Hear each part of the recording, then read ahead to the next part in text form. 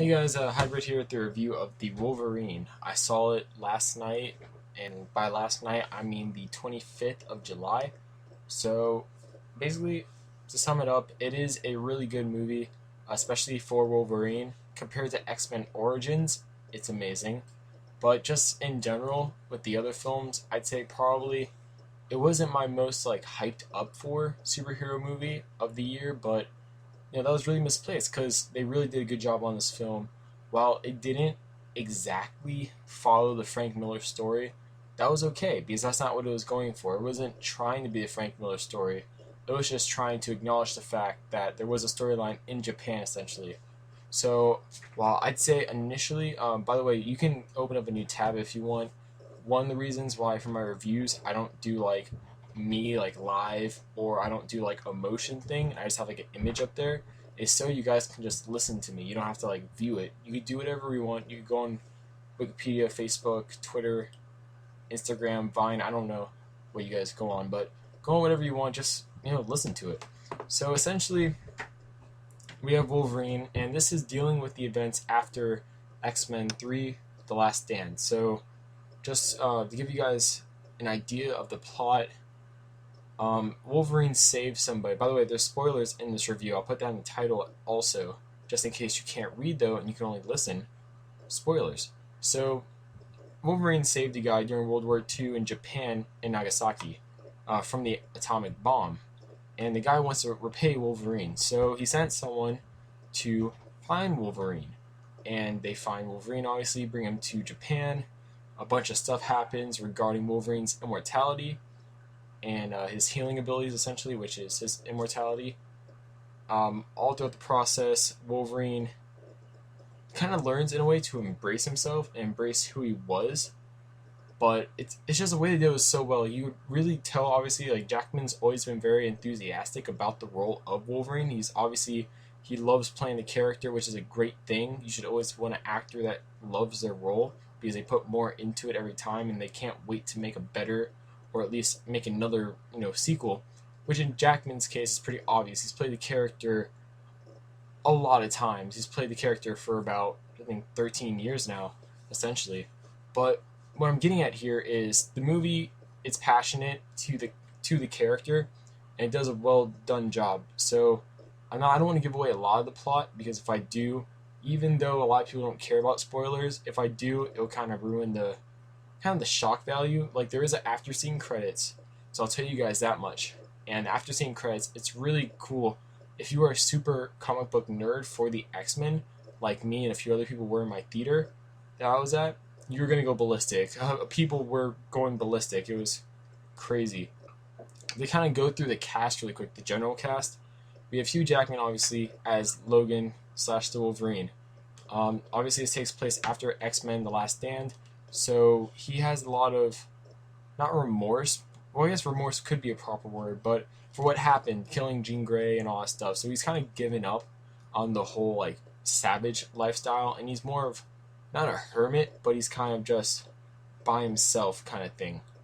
And like, he's still Wolverine, but he's not going out there. He's not proactive Wolverine. He's not hunting animals. He's not the Wolverine we all know and love, slice and dicing. He's kind of keeping to himself, but it really shows. And Jackman was quoted in an interview, and I quote, saying he realizes everyone he loves dies, and his whole life is full of pain. So it's better that he just escapes. He can't die really. He just wants to get away from everything. So that's essentially what Wolverine's like in the beginning of the film, but throughout the story, he learns to basically embrace what he has, embrace his gifts, his immortality, his healing, etc. So it goes into that. The Bone Claws do come back. I'm not going to tell you how they come back, but something happens that the Bone Claws return. So I'm interested in if they're going to keep that for Days of Future Past, or if they're going to go back to the adamantium claws, because I'm actually really surprised. The claws looked really well in this film. People were complaining that it looked like the CG for like Silver Samurai's armor, and some of the CG in general was looking kind of sloppy. I didn't feel like it was. I thought it was pretty good, considering like what else are they going to put like for CG in this film besides like a few background items. But yeah, for a non-CG heavy film and for a film franchise, It doesn't really have to pride itself on a lot of CG, like Iron Man films do, for example, because they have to make the armor look realistic, and like I guess the X-Men films to a degree with Beast and stuff. But basically, what I'm getting at here is Wolverine. You don't need a lot of CG for the film, and I think where they put the CG in really worked well. So Viper was actually a very interesting character in this film.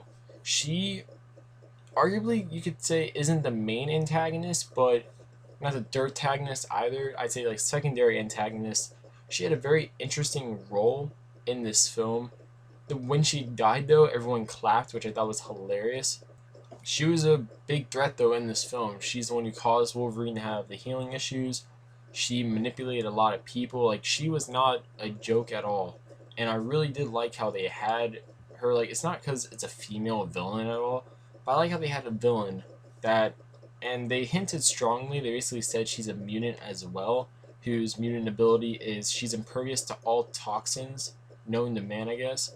But at the same time, she can spitting or breathing, things like that.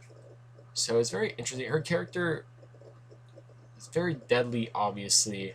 Uh, I just loved how she could just go around manipulating everybody, just wreaking havoc on everybody, and no one could really stop her because she could just like breathe on them and they're dead. So I thought that was pretty interesting. Another thing about her character that I just really want to say is my surprise character of the movie. I really didn't look forward to her character that much from the trailers and things like that, but man, was I wrong. Her character was a very well done character, very creepy character at the same time, especially when she peeled her skin. So yeah, I guess very nice job to the handling of Viper. Like, she's not the Viper you're all gonna know of, like think of at the top of your head, like Madam Hydra. But at the same time, after watching this movie, you're gonna be interested in this character because it's very mysterious the way they do her backstory. But at the same time, you're gonna really enjoy it, and yeah. So another character I really did enjoy in this film was Yukio.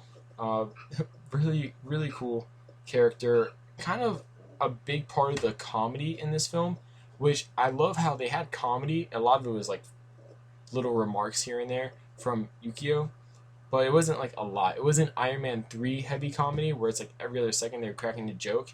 Like, they knew how to stay serious, and I really liked that. And going back to Wolverine's character really quick, this Wolverine sounded like Wolverine.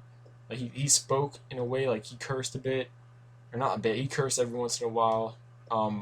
I guess kind of when you feel like it's appropriate in a way. He wasn't afraid to kill people. There was actually blood on his claws for once when he stabbed somebody. So I'm happy they really embraced, the violence aspect and the more like not super nice kid friendly aspect of Wolverine, because a lot of times the films are afraid of that. Now, the love interest for Logan or Wolverine, Mariko Yoshida, I see, obviously the actress is beautiful, and I think that she did a good job in the role. But I'm trying to figure out. I wonder if they're gonna follow up on this eventually and have Dakin appear in the X-Men franchise, because they could easily do that now. Because spoiler alert, even though I already said spoilers, Wolverine and Mariko, you know, they spend the night together, if you know what I mean. So it's possible Dakin could come out eventually if they want to. Eventually, I guess when Jackman's done with the role, Fox still has the rights to X-Men. They could easily just continue the series with Dakin. Ikaru Yoshida. He becomes the actual Silver Samurai. He's the old guy in the film. I'm not going to spoil what happens to him, but it's not as it seems. And I will admit, I kind of saw what was going to happen after, like the first few minutes of dialogue between him and Wolverine, where he was like, I want your immortality, pretty much, or I could transfer it from you to me. As soon as they said that, I was like, oh, yeah, he's going to be the villain, obviously. So it was kind of like easy to predict this movie, but it was still a really good movie.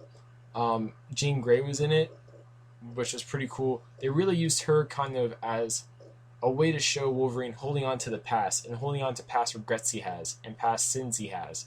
And at the end of the film, he finally lets go of that. And it's a really moving forward moment for Wolverine, and I thought that was a really good thing in this movie. So the action sequences are very well done, very well choreographed. Props out to whoever was in charge of choreography for the Wolverine. I really enjoyed it personally. I thought the acting was really good, especially on Hugh Jackman's part. Like I said, he's very enthusiastic and passionate about the role of Wolverine. I think even though he might not be physically what people originally wanted as Wolverine, because he's a bit taller than the comic book Wolverine and etc. I think he's really defined this character, especially on the film aspect. I really do think that he's a great Wolverine. He is the Wolverine. Honestly, just like Robert Downey Jr. is the Iron Man, just like Tom Hiddleston is Loki, and in all honesty, great film. I would give it 8.5. Really, I'd love to give it because it's the Wolverine. Actually, yeah, 8.5 is what I give it because it's a Wolverine film we've all wanted. Like, sure, it's not the perfect Wolverine film, and if they make a sequel to this Wolverine film, which Hugh Jackman said he's up for, and the director of the Wolverine said he's up for, that's great. I did kind of hope, though, in this movie, even though it'd be kind of cliche, that when Wolverine lost his healing abilities, he'd learn how to fight with a katana sword, the way of the samurai, something like that, and they'd incorporate that into his character. They didn't, which I was kind of like, why didn't they do that? It's supposed to be based off, the whole samurai Japanese arc. But, I still really enjoyed this film. I thought it was a really good story, which was important, because one thing X-Men Origins suffered was it didn't have that strong of a story. The story was very loose. This had a very strong story, and the characters stayed with the story. The narrative flowed well, so it's very good. So like I said, 8.5. You guys should enjoy this movie. Go watch this movie. I'm going to see it again with a lady. So, yeah, comment below with your good thoughts about this film. Subscribe if you haven't. If you haven't seen my nerd rant, go ahead and check that out. I just kind of ranted the other day. And, yeah, this is Hybrid. Please subscribe, comment, and like, and I'll catch you guys later.